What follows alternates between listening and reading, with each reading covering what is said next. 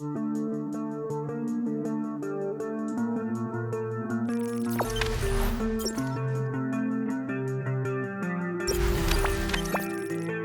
Singamania kecewa dengan penyelenggara Liga 2, nilai ada pesanan tim yang lolos ke Liga 1.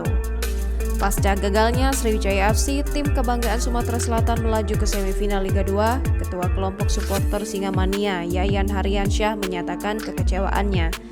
Sriwijaya FC dipaksa bermain imbang tanpa gol menghadapi Rans Cilegon FC pada laga terakhir penentuan babak 8 besar Liga 2 di Stadion Wibawa Mukti Cikarang, Bekasi pada Rabu 22 Desember 2021 malam. Sebaliknya, Yayan mengapresiasi perjuangan Maxia tim, pelatih, pemain, dan manajemen Laskar Wongkito di musim kompetisi Liga 2 2021 ini untuk mengejar target lolos naik ke Liga 1. Bahkan, kelompok supporter Singamania langsung mengajak untuk move on atas kegagalan musim kompetisi Liga 2 2021 ini untuk mempersiapkan tim pada musim kompetisi Liga 2 2022 dengan mempertahankan Coach Neil Maizar.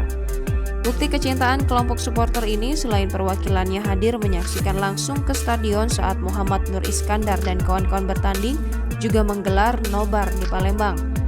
Sriwijaya FC harus terhenti langkahnya dan finish di peringkat ketiga klasemen akhir grup X babak 8 besar dengan 4 poin.